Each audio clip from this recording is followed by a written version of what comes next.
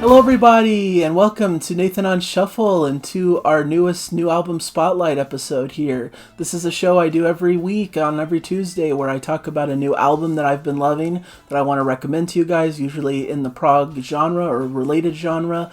And I've got a really big one today, a really major release that I'm sure many of you are really anticipating and excited for, so I'm hoping I can give you guys a good description and tell you guys my feelings about it, and that'll be interesting to you. That's the new Yes album, Mirror to the Sky. Yes needs no introduction, really. I think everyone watching this knows who Yes are. They're a legendary prog band from way back, started back in the late 60s, and have carried forward throughout the years with many different lineup changes and many different iterations and different albums throughout the years, and they have quite a devoted fan base, and I count myself one of those fans. So they came out with The Quest in 2021 to maybe some mixed reviews. I think a lot of people were pretty lukewarm about it in a lot of ways. I think it had its fans, and I think a lot of people enjoyed what they were doing on it, and I think many agreed that it was a step up from Heaven and Earth, which was a bit of a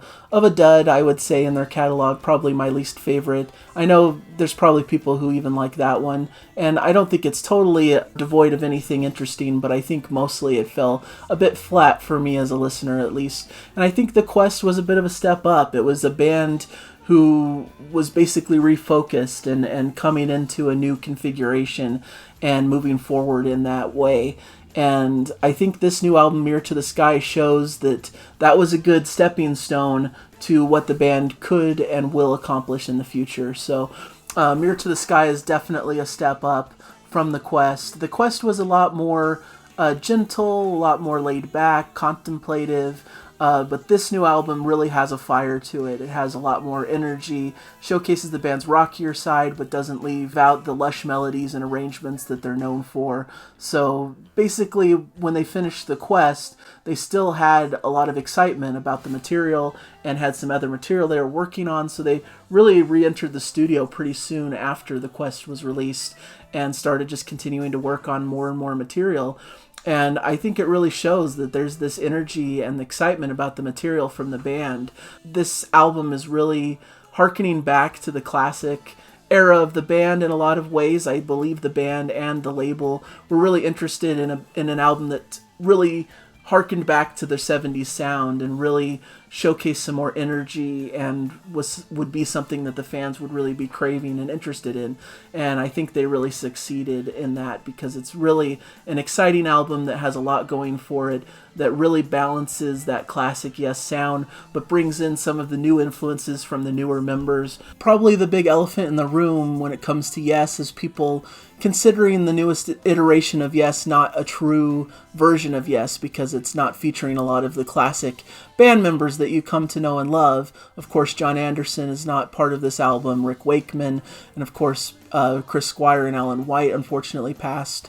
So a lot of those core classic members of Yes that were a part of those classic 70s albums that everyone holds in high esteem are just not around, not part of this new album. But we still have Steve Howe in the mix, who of course is a classic member of the group, who's been part of the band for a large part of its history. So he brings a bit of weight to the project of someone who is an established member who really brings a lot of that early Yes spirit to the proceedings. But you've also got some newer guys in the mix here, of course, and people who've been around for a while also, but maybe weren't part of that early iteration of the band. You've got Jeff Downs on keyboards, who's been with the band in various iterations, Billy Sherwood on bass and vocals, who I believe has been more active in the band as of late and really had a presence in the band like more in the 90s.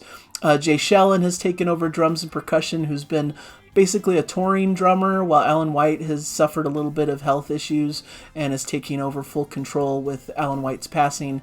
John Davison on vocals, who I think is an incredible singer. You know, it's hard to measure up to John Anderson, who was such an incredible frontman and who has such a unique voice and style, but I think Davison does really well in incorporating similar styles to Anderson, so it still sounds like in that Yes spirit, but also bringing his own voice to it and his own style also.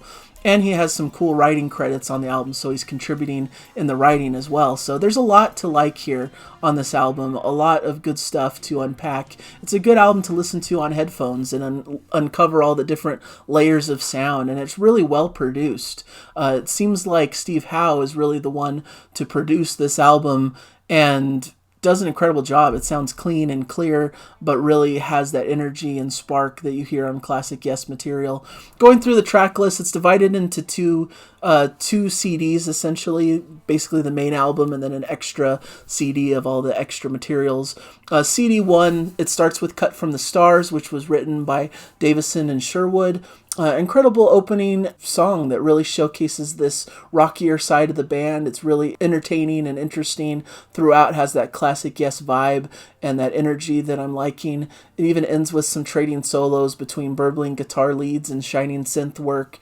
Some great bass lines. I think Billy Sherwood on bass is just really killing it on this album. He has some really great moments and really is taking the mantle from Chris Squire in a really, really great way. I think he's one of the shining stars of the album, along with Steve Howe, who has some incredible guitar moments. To me, those two guys are really leading the band in their own ways, so I really am appreciative of what they're doing and how they're contributing. The second track on the album is All Connected.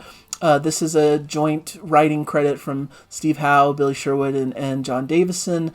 This is a more grandiose, epic, slow opening with some beautiful guitar leads from Howe. Feels like a bit of the 80s or 90s Yes type sound with some wordless vocals at the start before we get into the main lyrics, and the song has a really cool flow with some different twists and turns, but it really stays in this more relaxed vibe, which I really like. 4 minutes into the track, there's some really good busy bass work that provides almost a funky foundation with some great instrumental textures over the top of that, but then we settle more into that straightforward type groove that is more indicative of the track as a whole. Some great layered vocals and movement keeps things interesting through the final section, and I just love the heavenly steel guitar lines that in this track. It's just really beautiful and showcases a really beautiful side of Yes. So I think it's a good 1-2 punch to really get a feel for what the band's trying to do here on the album. A more energetic opening piece and then more of an epic, slower build type piece with a lot of lush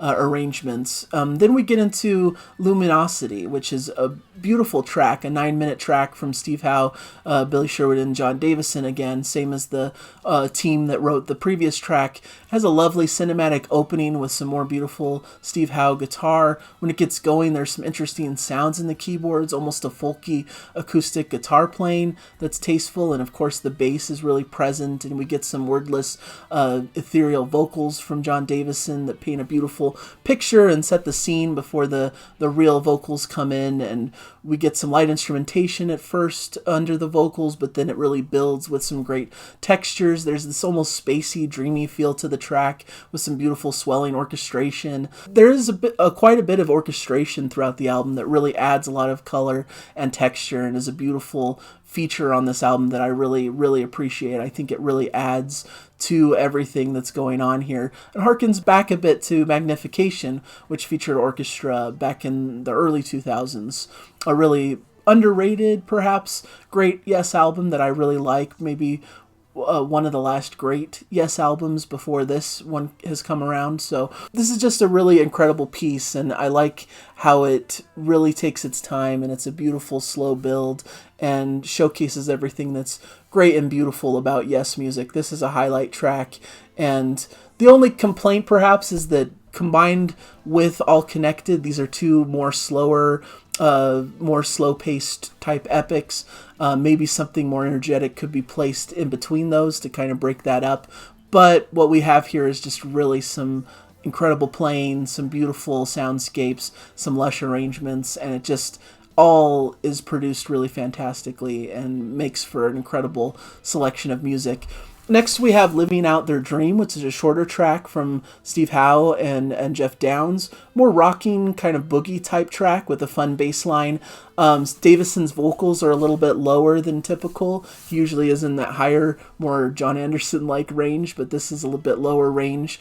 There's some fun moments of guitar and bass interplay. A nice upbeat track that is well needed here after those two more ethereal pieces. It's probably my least favorite track on the main album, perhaps, but it's growing on me. I'm tending to like it more as I listen more, and I think it has a good spot here to kind of break up some of these more epic pieces and provide a little burst of an energy and a bit more of a rock element. Harkens back almost to like early Yes, like their early debut. Really fun and really cool track that has some interesting, quirky things in the mix that you can really latch your ear towards. But then we get to the massive title track, Mirror to the Sky, credited to Steve Howe and John Davison. This is a near 14-minute epic, the title track of the album, and to me this is the clear highlight of the whole album. This is my favorite piece, maybe one of my favorite Yes tracks since the late 70s, since maybe drama era. Yes, it's just a really incredible piece. It starts with this really recognizable Howe guitar refrain that comes back later in the song to introduce the main theme of the piece. Some acoustic guitar and keyboard join in, and it's a slow build until we get the band kicking into full power, and they do this instrumental opening section, which is really rockin' and really fun. It reminds me of that drama era Yes type sound. And after this, we get focus on guitar, orchestrated backing, and some beautiful Yes harmonies. Really gorgeous melodies throughout this piece. Like I mentioned before, the orchestration that's behind this really reminds me of Magnification.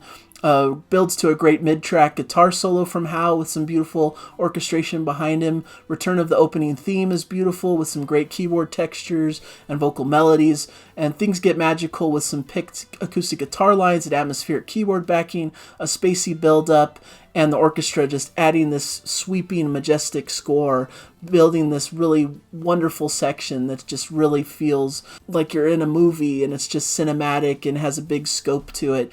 And they really build to this excellent conclusion where the band's able to come back in again with their rocking sort of style, harkening back to the opening section of the track.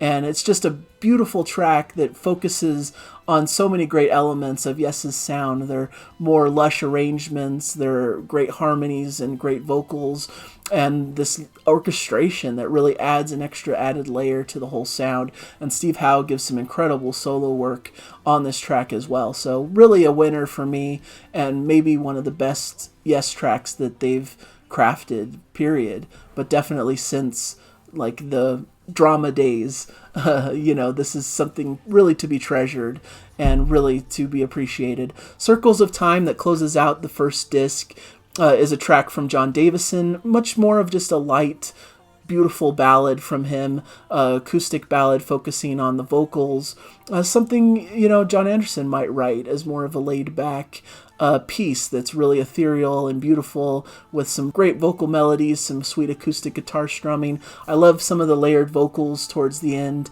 that really bring an added texture and an added flavor to the track. So it's a beautiful closing, a great way to close off this piece.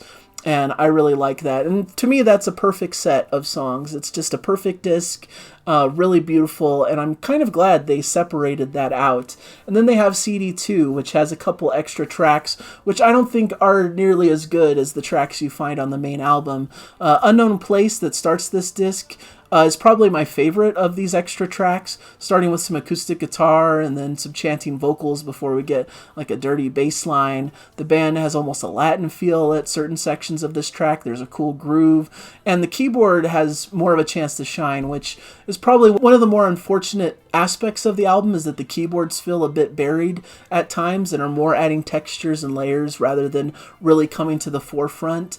But in this track, they're allowed to come more to the forefront with some grooving organ solo. There's this really epic, like church organ type feel that really brings interesting flavor to the track, accompanying some really cool Spanish style guitar work.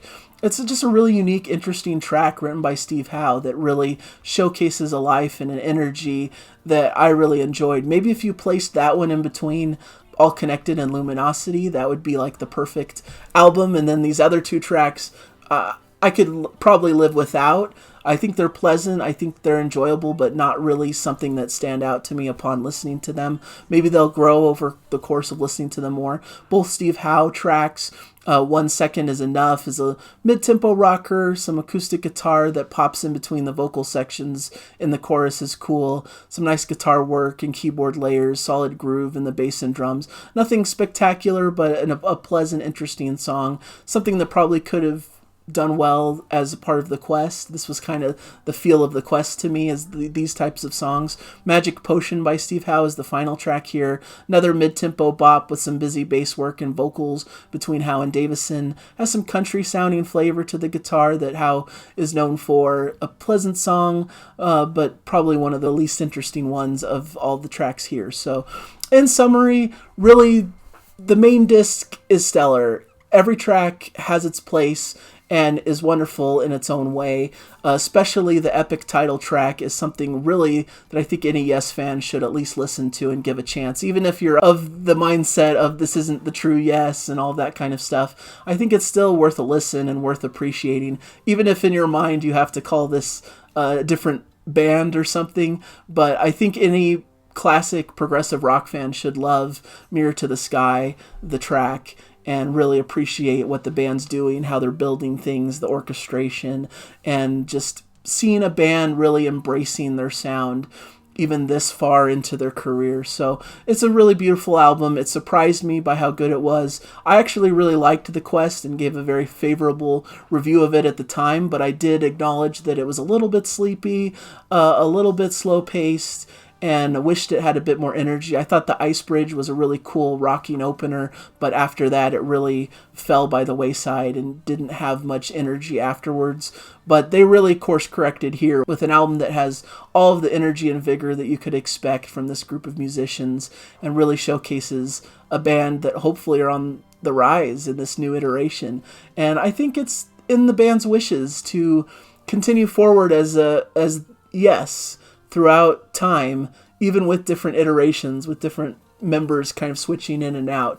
But there's something magical about Yes, the brand name, that I hope carries forward and continues in this style. And it sounds like this group of individuals is really excited about the sound of the band and where it's heading. So I think there's good indication that it will continue forward and we'll hear more great Yes music from this group of musicians, which I'm all for. I'm excited about it. So thank you guys for joining me in this review. I hope you guys appreciated what I had to say here and that you have an open mind when it comes to this newer Yes music. I think it's actually really incredible what they're able to accomplish with this group, and I hope you guys will check it out. So aside from that, please just keep enjoying the music, whatever else you guys are listening to, whether it's old Yes classics or just other bands that you enjoy. I just want to promote good music and, celebrate music in its basic form. So thank you guys so much, and I hope you guys will continue and stick around on the channel and join me in future videos. So thank you guys,